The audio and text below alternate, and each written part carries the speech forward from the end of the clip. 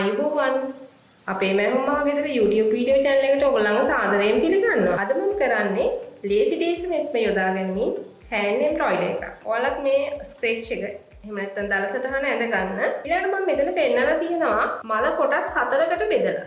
අපි lazy daisy mesme පාවිච්චි කරනකොට මේ එක කොටසක් අනිවාර්යයෙන්ම මහලා සම්පූර්ණ කරන්න ඕනේ. එහෙම නැත්නම් බලන්න මෙතන පොඩි රවුම ළඟ මැහුම් ළඟ එනවනේ. මේ ලොකු වෙනකොට මේ මැහුම ඈත් වෙනවා. අන්න එහෙමනම් ඔයාලට මේක සමහර විට මේ හතරෙන් එක කොටසට වඩා මෙහෙට එන්න පුළුවන්. එහෙම වුණොත් අවසානයේ මේක සම්පූර්ණ වෙනකොට ලස්සන වෙන්නේ නැහැ. එහෙමනම් අපි එක සමානව මේ රවුමම මහන්න ඕන නම් කොටස් හතරෙන් එකක් සම්පූර්ණ කරන්න එකවර. ඊට පස්සේ ඊළඟ කොටස. ඒ විදිහට ක්‍රමානුකූලව පියවරෙන් පියවර මහගෙන ඉන්න ඕනේ.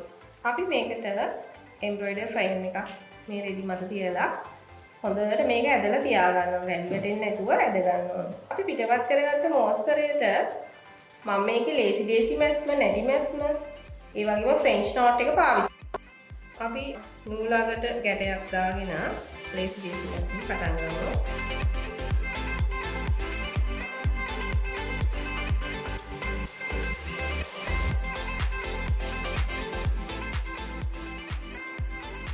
රවුම් දෙකක් ඇඳලා තියෙනවා. කුඩා රවුමෙන් පටන් අරගෙන විශාල රවුමට මේ විදිහට අරගෙන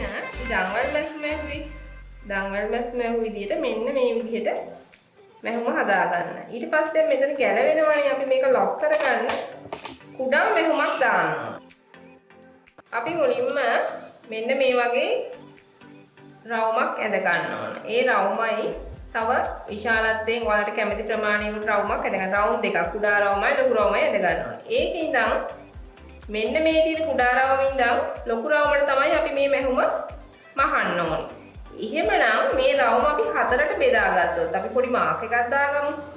මේ විදිහට හතරට බෙදාගෙන මේ එක කොටසක් මේ පැත්තට යනකොට විශාල වෙනවනේ. මෙතනින් පටන් ගත්තම කුඩාවට පේන්නේ. එහෙමනම් අපිට මේ ඉදිකටු තුඩ ළඟ මේ විදිහට ඇතුල් කරන්න ඕනේ. එහෙමනම් අපි මේකට හතරෙන් බෙදාගෙන මේ කොටස සම්පූර්ණ කරගෙන තමයි ඔයාලා මේක මහන්න ඕනේ. එහෙම මැහුවම මේක ලස්සනට එනවා. එහෙම නැත්නම් ඔයාලා එක දිගටම මහගෙන ගියොත් එක ළඟ එනකොට මේ මැහුමේ අලංකාරය නැති වෙනවා. එහෙමනම් අපි පටන් ගමු. මේ විදිහට තම තැනකින් තමයි අපි මේක ආරම්භ කරන්නේ.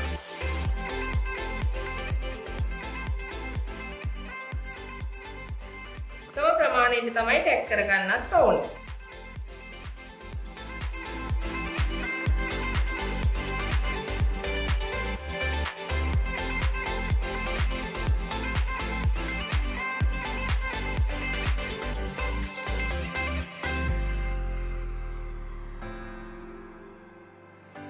ඉදි කට්ට වඩා දවටලා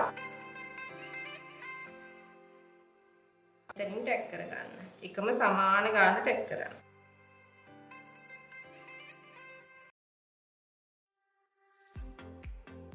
නැවතත් ආරම්භයට යනවා.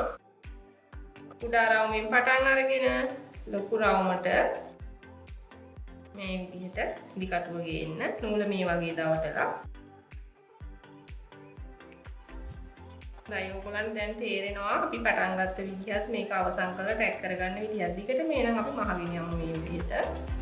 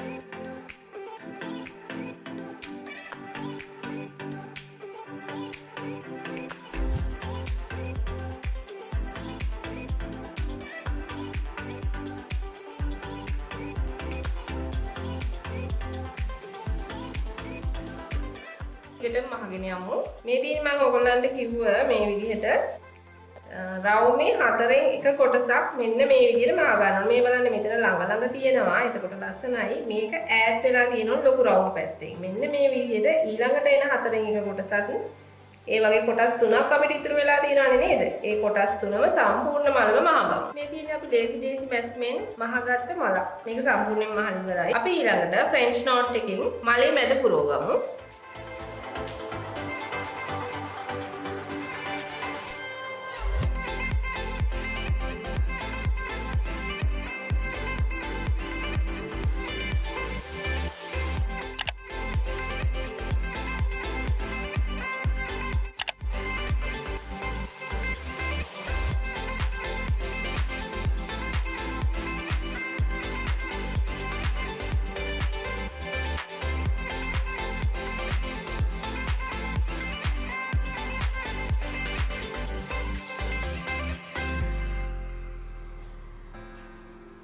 මේ විදිහට ඉදිකටුව වටා දෙවරක් කරකවලා මේ විදිහට නැවත ඉදිකටුව පහළට ගන්න.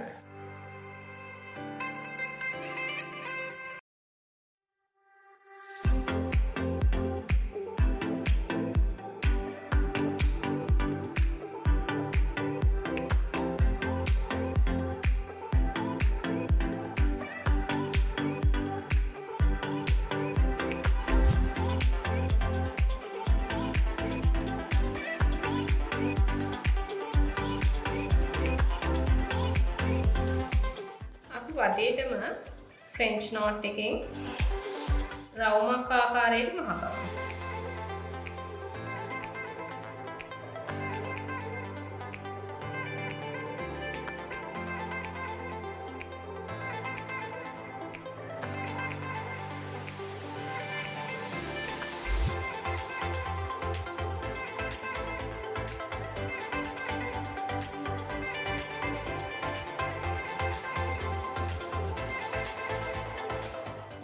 मैं फ्रेंच नॉट එක ගැන කලින් වීඩියෝ එක කියලා දුන්නා ඔයගලන්ට. ඒක ඔයගලන්ට මේ ඩිස්ක්‍රිප්ෂන් බොක්ස් එකේ තියෙනවා බලන්න.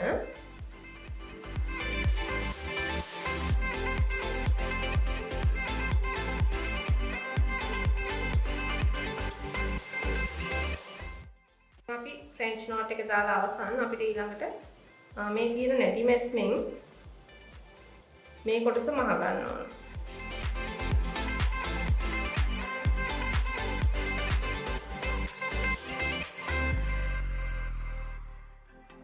මම මෙතන නැටි මැස්ම පාවිච්චි කරන්නේ.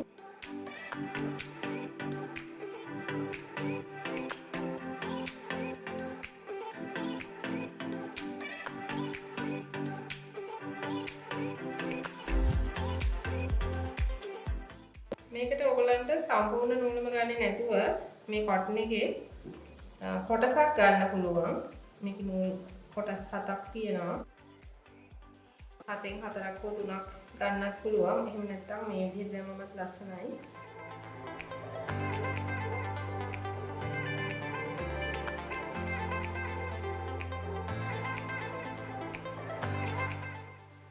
දිගටම අපි මේ ඇඳගත්තු කොටස මහගෙන යමු. මම මේකේ පස්ස සඳහා ලේසි මැස් මම පාවිච්චි කරනවා. මේ විදිහට අපි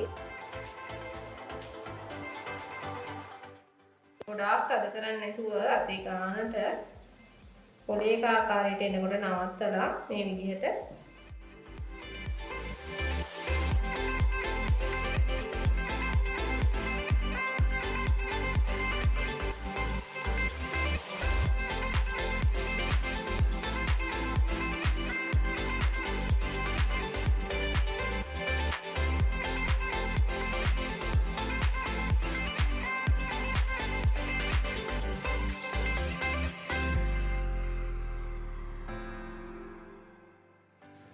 මෙතන ඔයාලා කොළ ළඟ මහන්නත් පුළුවන්. සාමාන්‍යයෙන් අකල් 3 කාලක ප්‍රමාණයෙන් තව කොළයක් පටන් ගන්නත් පුළුවන්. නැත්නම් අඟලක ප්‍රමාණයෙන් දුරසින් ගන්නත් පුළුවන්.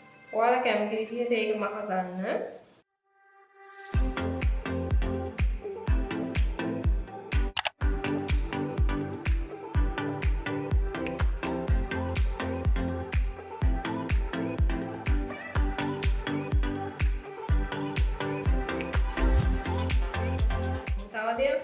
පත්‍රයේ මැදට මම ලාකොළ පාට නූලකින් මෙහෙම පත්‍රය බෙදලා තියෙනවා.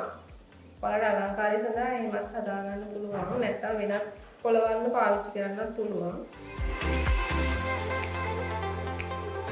මේ විදිහට දිගටම ඔයාලා මේක දිගේ පත්‍ර කීපයක් මහ ගන්නවා. මම මේ පත්‍රයේ මැදින් වැලි අලංකාරයක් සඳහා ලාකොළ පාට නූලක් පාවිච්චි කරනවා. මේ විදිහට මැස්මක් මහ ගන්න දෙපසින්ම.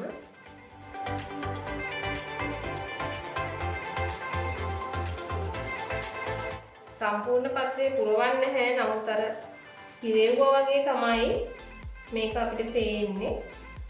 මෙන්න මේ විදිහට අපි දිගට මේ විදිහට පත්‍ර වලට මැදින් මේ නූලත් යොදා ගමු. මේ තියෙන්නේ අපි හදාගත්ත කොළ ඉත්ත. මෙන්න මේ විදිහට දිගටම ඔයාලා මේ කොළ සම්පූර්ණ කරන්න.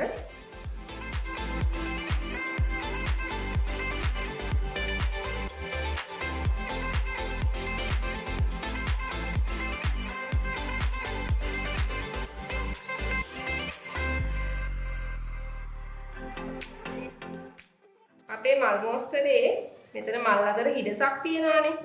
ඒ හිඩසටත් මම පොඩියට ලේසි ඩේසි මැස්මෙම කුංචි මලක් මහ ගන්නවා. බලන්න මේක. ඔයාලත් මේ විදිහට කැමති ප්‍රමාණයේ කුඩා මල් කීපයක් හරි මල් දෙක තුනක් හරි මහ ගන්න පුළුවන්.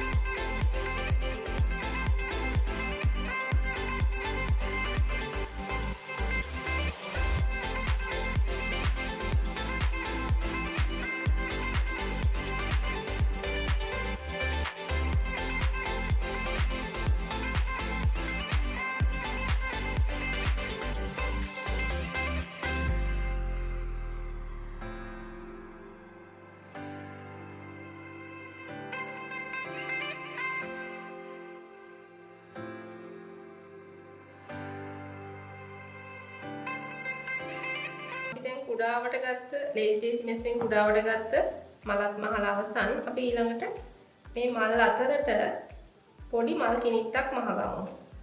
ඒකට ඉස්සෙල්ලා අපි පොඩි කිනිත්තක් දල සටහනක, ඒ කියන්නේ පොඩි ස්ක්‍රැච් එකක් හදාගෙන ඉන්න ඕනි. මෙන්න මේ විදිහට. මම මේකට නූල් ගොඩක් පාවිච්චි කරේ නැහැ. එක නූලක්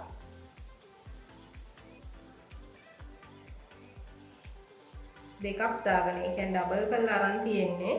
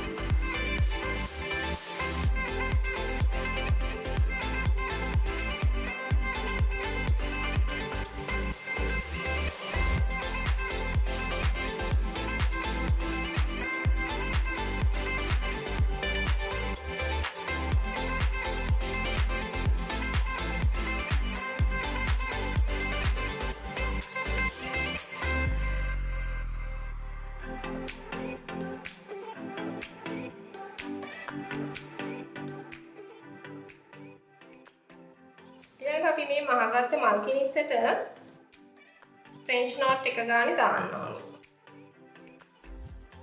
ඒ ඒකෙත් මම ඉදිකටුව වට දෙවරක් කරකවල තියෙන්නේ. මේ විදිහට ෆ්‍රෙන්ච් නෝට් එකක් මහගමු. මේ හැම කිනිත්තේ හැම අවසානයකටම අගටම ෆ්‍රෙන්ච් නෝට් එක ගන්න වල මහ ගන්න. එතකොට මේක වැඩි අලංකාරයක් ගෙන දෙනවා.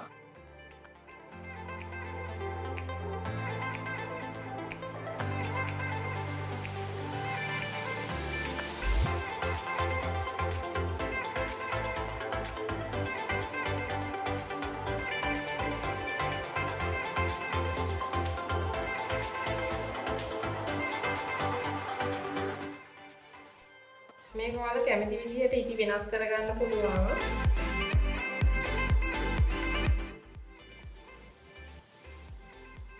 මෙදින අපි අවසන් කරගත්ත මල් කිනිත්ත ෆ්‍රෙන්ච් නෝට් එකේ.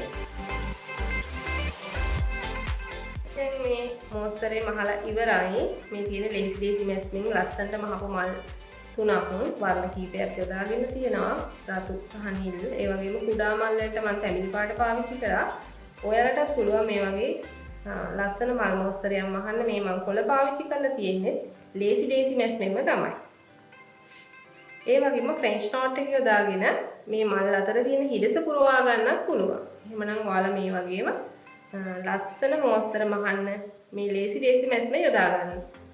ඔයාලා මගේ channel එක තාමත් subscribe කරලා නැත්නම් අලුත් වීඩියෝ බලන්න මගේ channel එක subscribe කරන්න.